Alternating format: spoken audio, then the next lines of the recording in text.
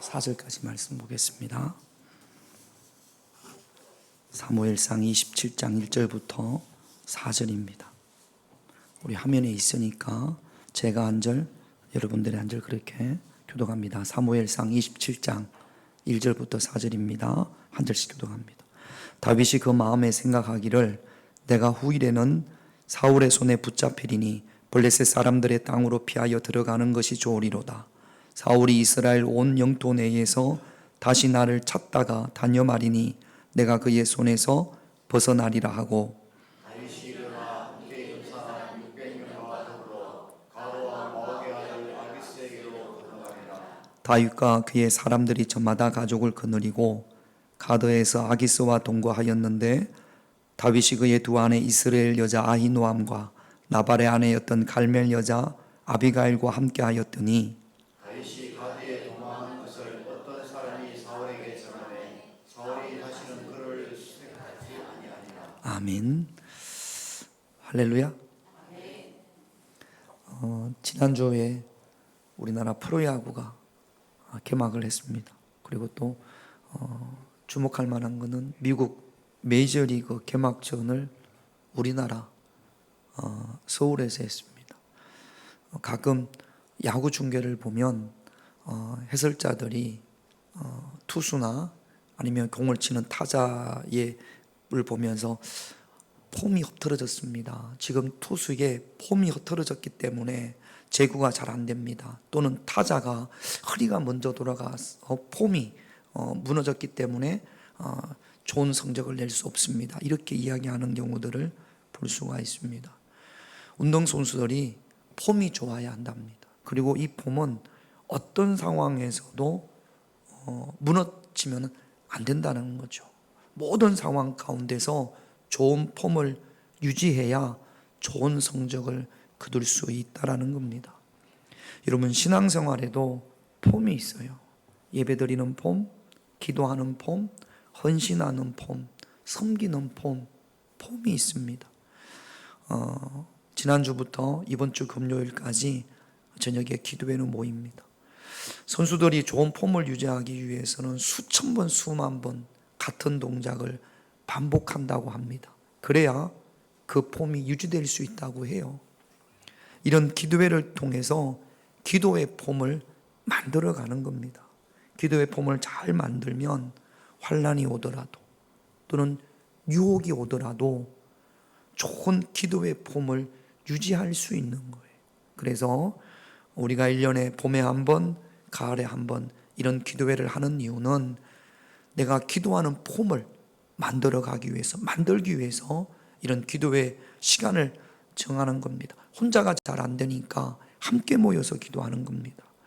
나는 기도의 폼이 좀 있기를 원한다 라고 생각되시는 분들은 지난주에 못 오셨더라도 이런 시간을 내셔서 이번 주에 오셔서 말씀도 듣고 기도할 수 있는, 그래서 여러분들에게 좋은 신앙의 폼이 만들어지는, 영적인 폼이 만들어지는 그런 2주간이 되시기를 주님의 이름으로 부탁을 드리겠습니다. 다윗에게도 신앙의 폼이 있었어요. 다윗의 신앙의 폼은 늘 하나님을 말하는 거였습니다. 골리앗 앞에서도 또 사울 앞에서도 아둘람 굴에서도 지난주 말씀을 들으셨겠지만 아비가일을 통해서는 하나님의 말을 들었습니다. 사무엘상 1장부터 26장까지 매 장에는 그래서 하나님의 이름이 등장합니다. 여호와 하나님, 전능하신 하나님, 만군의 하나님. 그런데 오늘 우리가 읽은 사무엘상 27장에는 하나님의 이름이 한 분도 등장하지 않습니다. 다윗을 비롯한 어느 누구도 하나님을 언급하지 않습니다. 그래서 제가 제목을 하나님의 이름이 사라진 다윗 그렇게 정했습니다. 이거 한번 읽어볼까요? 제목만 같이 시작. 하나님의 이름이, 여기에 여러분들의 이름이 들어가서는 안 되는 거예요. 하나님의 이름이 사라진 아무개. 여러분, 그런 경우들이 있거든요.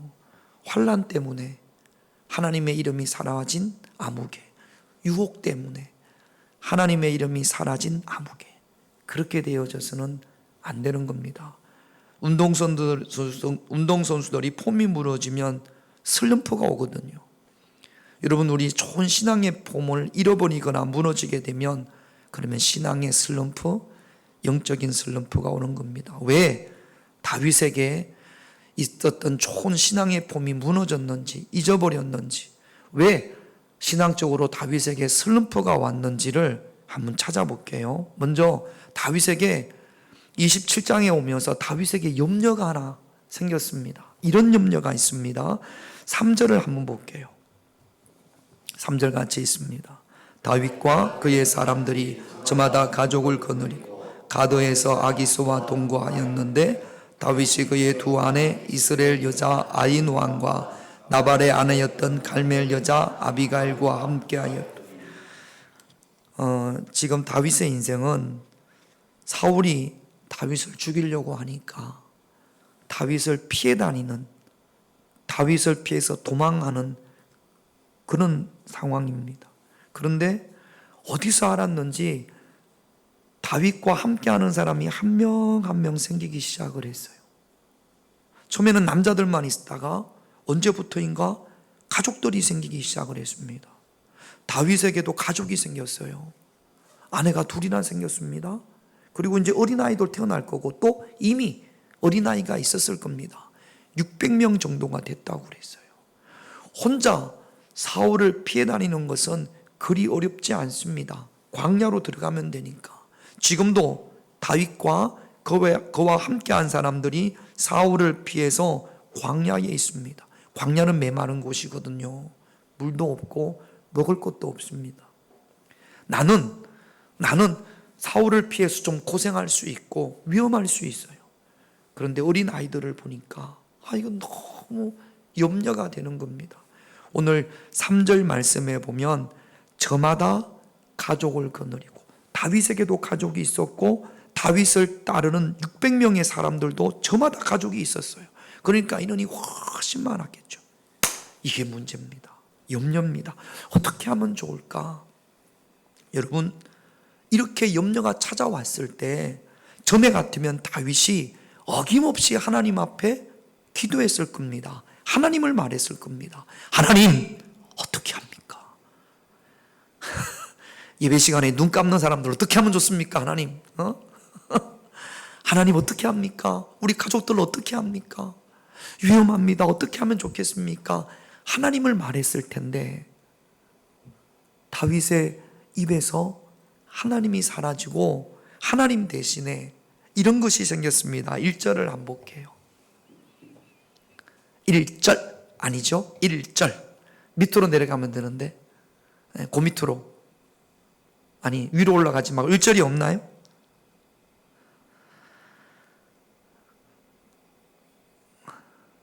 그럼 위로 가서 1절 한번 보여주시겠습니까? 본문으로 가서 제가 1절 읽겠습니다. 다윗이 그의 마음에 생각하기를 내가 후일에는 사울의 손에 붙잡히리니 블레셋 사람들의 땅으로 피하여 들어가는 것이 좋으리로다. 사울이 이스라엘 온 영토 내에서 다시 나를 찾다가 다녀가리니 내가 그의 손에서 벗어나리라. 1절 말씀에 보면 기도하지 않고 뭐 합니까? 다윗이 마음에 생각하기를, 자기가 그냥 생각하는 거예요. 이 생각이라는 것이 주변의 사람들이 많이 이야기했겠죠. 어떻게 합니까? 우리 이렇게 해서는 살 수가 없습니다. 우리 가족들이 안전이 보장될 수 없습니다. 주변 사람들이 많이 건의를 했을 거예요. 어디 이렇게 하자, 저렇게 하자, 이렇게 해보자, 저렇게 해보자. 아무도 하나님을 이야기하지 않습니다. 우리 하나님께 기도해 보십시다. 우리 하나님의 뜻이 무엇인지 하나님의 뜻을 한번 찾아보십시다. 그렇게 하지 않고 모압으로 갈까요? 아니면 블레셋으로 갈까요? 아니면 애굽으로 갈까요? 이런 회의와 이런 생각들, 또 이런 건의들을 다윗에게 했을 거란 말이죠. 전에가 배운 다윗이 아닙니다. 여러분, 우리 기도하십시다. 우리 아둘람 굴에서처럼 하나님을 찬양하고 하나님께 방법을 구해 보십시다. 그렇게 했을 텐데 다윗이 마음에 생각하여, 그 생각의 결과가 무엇이냐면 블레셋 사람들의 땅으로 피하여입니다. 블레셋 땅으로 가자. 거기는 하나님의 약속의 땅이 아니거든요. 대신에 그 땅은 사울의 손이 미치지 못합니다. 그리로 가면 안전할 수 있거든요. 지금까지 다윗은 참 위험한 삶을 살았습니다. 그럴 때마다 하나님의 손으로 보호하시고 인도하시고 구해주셨거든요. 그러니까 다윗에게 있어서 하나님이 피난처였습니다. 다윗은 시편 18편 2절에서 3절, 아까 장로님 보여주셨죠? 예, 여기 같이 있습니다. 여호와는 나의 반석이요 나의 요새시요 나를 건지시는 이시요 나의 하나님이시요 내가 그의 안에 피할 나의 바위시요 나의 방패시요 나를 구원의 뿌리시요 나의 산성이시로다. 내가 찬송받으실 여호와께 아뢰니니 내 원수들에게서. 다윗이 지금 하나님은 나의 반석이요 나의 요새시요 나의 피할 바위시요 나의 방패시요 그랬단 말이죠. 그런데 지금 다윗은 하나님께 피하는 것이 아니라 27장에 와서는 누구에게로 피해요? 블레셋 왕 아기스에로 피합니다. 2절을 볼까요? 2절 같이 있습니다. 다윗이 일어나 함께 있는 사람 600명과 더불어 가드 왕 마옥의 아들 하나님이 아닌, 신앙의 폼을 잃어버리니까 하나님이 아닌 아기스에게로 피합니다. 그러면 어떻게 되는 겁니다? 아기스는 나의 반석이요 아기스는 나의 요새요 아기스는 나의 방패시요 아기스는 나의 피할 바위요 이렇게 되어지는 거죠. 여러분들에게 피난처는 하나님임을 고백할 수 있습니까? 어떤 분들은 아니요 나의 피난처는 돈이에요, 돈이 나의 피난처요, 돈이 나의 방패요, 돈이 나의 산성이요, 그렇게 말씀하시는 분들도 있을 수 있고, 아니면 또 다른 누군가가 그 존재가 나의 피난처요 그렇게 고백할 수도 있습니다. 신앙의 폼이 무너지면 다윗에게는, 다윗과 함께한 사람들에게는 저마다의 가족이 신앙의 폼을 무너뜨리는, 잃어버리게 하는 원인이 되어졌습니다. 우리에게도, 물론 우리도 가족 때문에 우리의 신앙의 폼이 무너질 수 있어요. 그러나 그것 외에도 건강 때문에 신앙의 폼이 무너지는 경우도 있고, 아까 말씀드렸던 것처럼 돈 때문에, 물질 때문에 신앙의 폼이 무너지는 경우도 있고, 세상의 유혹 때문에, 또는 자존심 때문에, 또는 직장 때문에, 또는 친구 때문에, 취미 때문에, 이런 여러 가지 것들 때문에 그 좋았던 신앙의 폼이 무너진단 말이죠. 그 좋은 영적인 폼을 잃어버릴 수 있습니다. 그러면 운동선수들이 폼이 무너지면 어김없이 슬럼프가 오고 좋은 성적을 낼 수 없는 것처럼 우리 신앙의 폼이 이런저런 것들 때문에 무너지기 시작을 하면 결코 신앙의 아름다운 열매를 맺을 수가 없습니다. 여러분들로 하여금 기도의 폼을 무너뜨리고 소망의 폼을 무너뜨리고 하나님 앞에 예배하는 예배의 폼을 무너뜨리는 것, 어떤 것들이 있습니까? 지금도 여전히 변함없이 좋은 신앙의 폼을 유지하는 분들도 있고, 언제부터인가 그 신앙의 폼을 잃어버리고 무너뜨려진 분들도 있을 수 있습니다.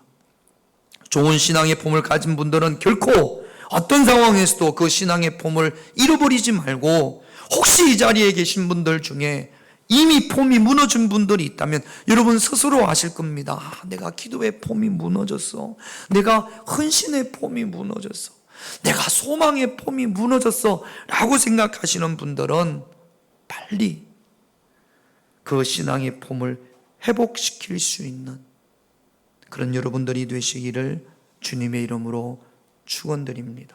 4절을 볼게요. 같이 있습니다. 4절 같이 있습니다. 다윗이 가드에 도망한 것을 어떤 사람이 사울에게 전하매 사울이 다시는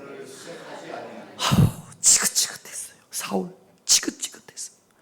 사울 때문에 너무 힘들었어요. 이제 사울로부터 자유로워졌습니다. 더 이상 괴롭힘을 받지 않아도 됩니다. 너무 좋아요. 돈 때문에, 그것 때문에 너무너무 지긋지긋해. 이제 해결됐어요. 신앙의 폼은 무너졌지만 세상으로 나갔지만 이제는 돈 걱정은 안 해도 돼요. 건강 그것 때문에 너무너무 힘들었는데 비록 신앙의 폼은 무너졌지만 세상으로 갔지만 이제는 건강 문제 가지고는 더 이상 염려하지 않아도 돼요. 이럴 수 있단 말이죠. 지금까지 다윗은 하나님을 바라보고 또 하나님 눈치만 보고 하나님의 뜻을 살폈는데 이제는 더 이상 하나님의 뜻을 살피지 않고 누구의 뜻을 살피느냐? 아기스의 뜻을 살핍니다. 아기스의 꾀로 피했으니까 아기스에게만 잘 보이면 된단 말이죠. 이런 말이 있습니다. 하나님께 무릎을 꿇지 않으면 사람에게 무릎을 꿇는다.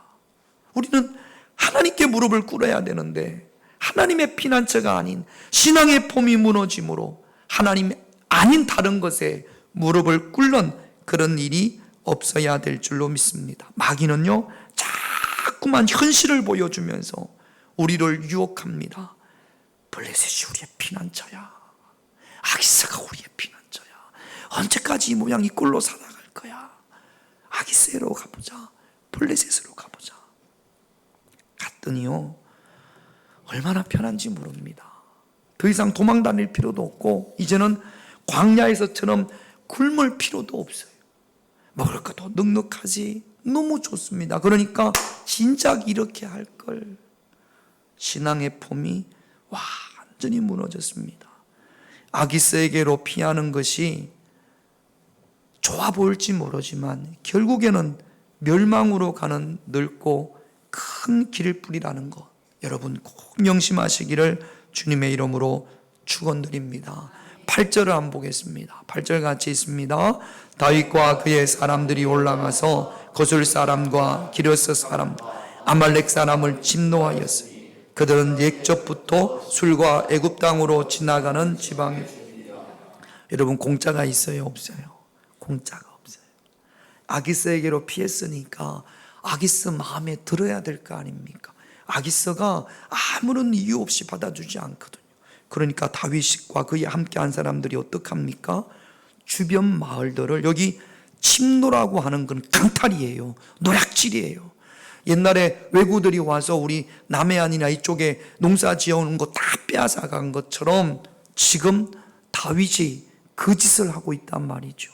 쳐들어가 가지고 이웃 부족들 다른 민족들아 쳐들어가 가지고 싹 빼앗아 오고 노략질을 하는 겁니다. 그리고 물건만 빼앗아 오는 것이 아니에요. 양만 빼앗아 오는 것이 아니에요. 9절을 한번 볼게요. 같이 있습니다. 다윗이 그 땅을 쳐서 남녀를 살려두지 아니하고 양과 소와 나귀와 낙타와 의복을 빼앗아 가고 아기스 사람을 다 죽입니다. 아니 하나님으로부터 기름받은 하나님께 속한 사람이라면서요. 하나님의 사람이라는 이 양반이 이 다윗이 세상 사람들과 같은 짓, 더 악한 짓을 하는 겁니다. 빼앗아 오고 아니 물건만 빼앗아 오면 됐지 사람까지 다 죽입니다. 왜 이렇게 하냐면 아기스가 다윗에게 오늘은 어디서 누구의 것을 강탈해 왔냐 어디 것을 노략질해 왔냐 물었을 때 다윗이 이렇게 이야기를 합니다. 10절 같이 있습니다. 아기스가 이르되 너희가 오늘은 누구를 침노하였느냐 하니 다윗이 이르되 유다 네겝과 여라무엘 사람의 네겝과 겐 사람의 네겝이 여기가 유다 밑쪽에 있는 국경에 있는 유다 백성들이에요. 이스라엘 사람들이란 말이죠. 그러니까 아기스는 다윗이 자기 나라 민족 자기 백성들 자기 동족들을 빼앗아오고 죽였다라고 생각을 합니다. 이 이야기를 아기스가 듣고 싶은 거지요. 그러니까 다윗이 온갖 못된 짓을 하고 또 이방의 왕에게는 어떤 말을 해요? 거짓말을 해요. 그 들통날까 싶어가지고 사람들 다 죽이고 빼앗고 죽이고 그리고는 거짓말하고 이게 지금 다윗의 모습입니다. 신앙의 폼을 잃어버리니까 신앙의 폼이 무너지니까 세상 그 누구보다도 악한 짓을 한단 말이죠. 예수님께서는 우리를 향해서 너희는 세상의 소금이다 그렇게 말씀을 하셨어요. 그런데 신앙의 폼을 잃어버리면 전혀 영향력이 없습니다.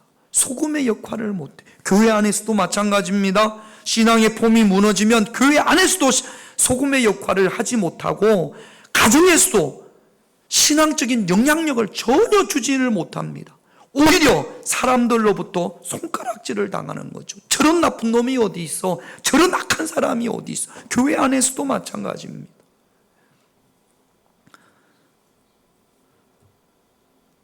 시편에 보면 다윗의 많은 시들이 있습니다.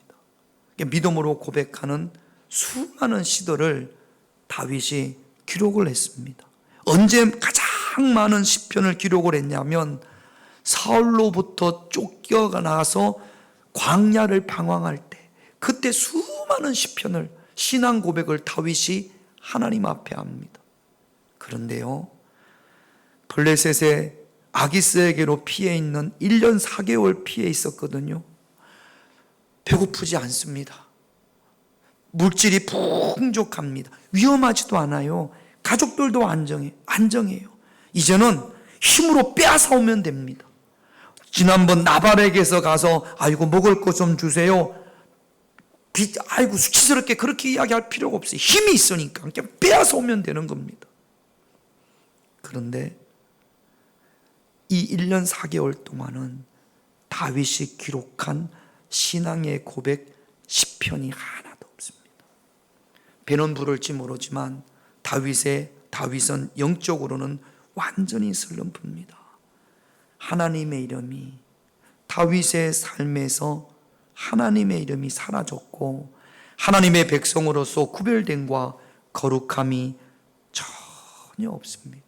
우리는 하나님 앞에서 살아야 되는데 다윗은 온전히 아기스 앞에서 살아가고 있습니다. 여러분들은 어떻습니까? 라틴어로 코람데오, 하나님 앞에서. 여러분 하루하루의 삶이 하나님 앞에 있습니까? 아니면 하나님이 아닌 다른 것이 여러분들에게 막강한 영향력을 끼치고 있습니까? 신앙의 폼을 잃어버리면 맛이든 소금이 되어지는 겁니다. 세상을 두려워하고 세상의 눈치만 보고 교회, 가정, 직장, 학교에서 하나님의 사람으로서 영향력은 전혀 없습니다. 우리나라에서는 맛이든 소금이 없죠. 그러나 이쪽은 암염이 많아요. 이게 햇볕에 노출이 되면 소금이 녹아내려서 그 모습은 소금인데 짠맛이 전혀 없는, 그럼 어떡합니까? 소금이 짜지 않으면 밖에 버리워 밟힐 뿐이니라.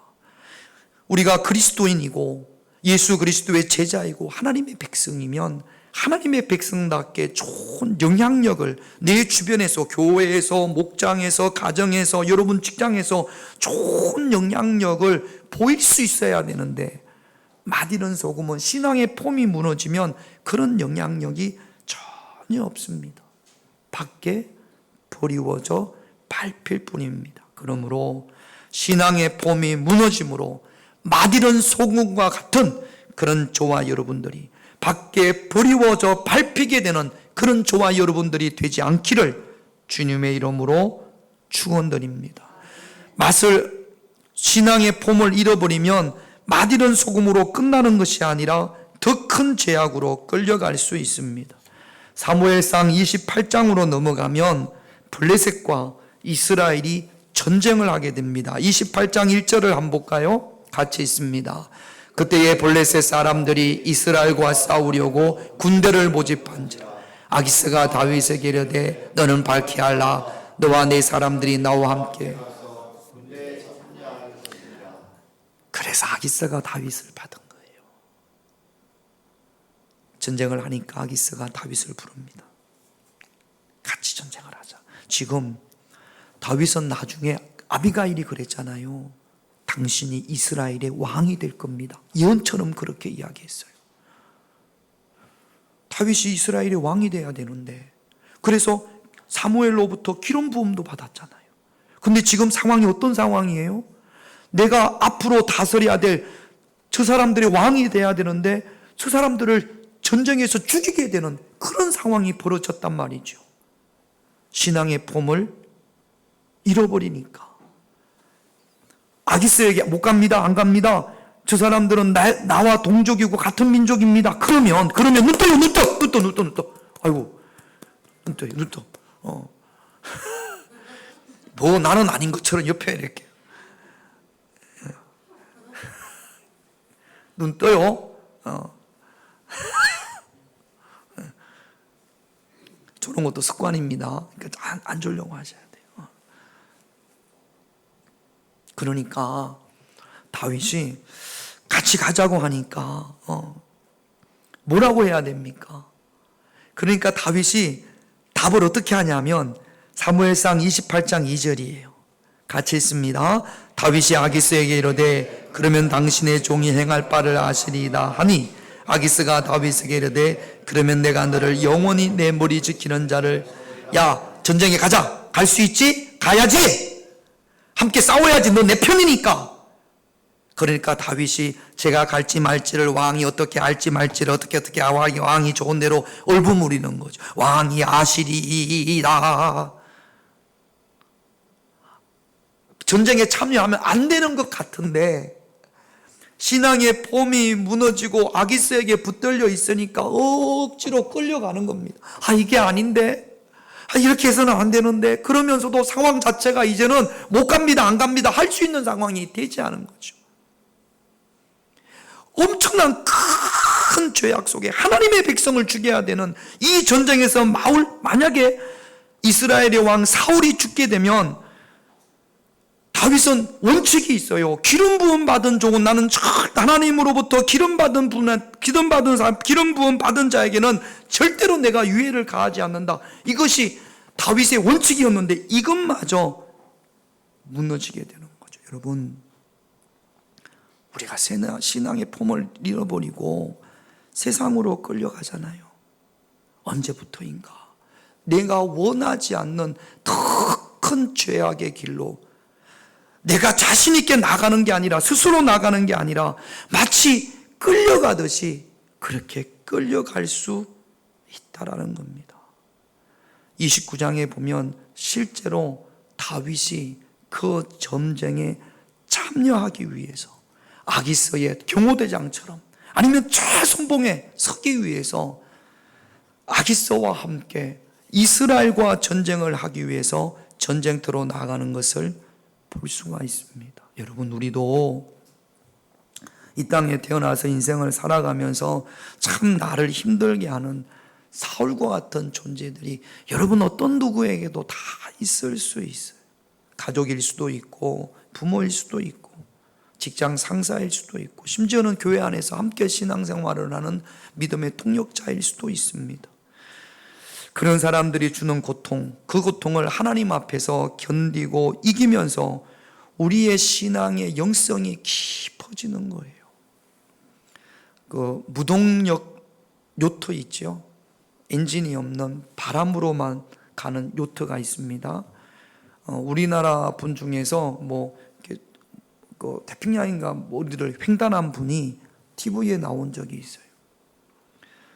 바람도 불고 비도 오고 별의별 일이 다 있겠죠. 몇 달을 동력이 없는 오직 바람만을 가지고 바다를 건너야 되니까 가장 힘들 때가 언제인지 아십니까? 그분이 이야기가 바다를 건너는 데 있어서 혼자 건너잖아요. 가장 힘들 때가 언제냐? 우리는 폭풍이 올 때가 가장 힘들지 않을까 생각을 하는데 가장 힘들 때는 아무 바람도 불지 않는 고요한 바다, 바람 하나 없는 잔잔한 바다 좋을 것 같지만 하루, 이틀, 3일이 지나면 미칠 것 같답니다.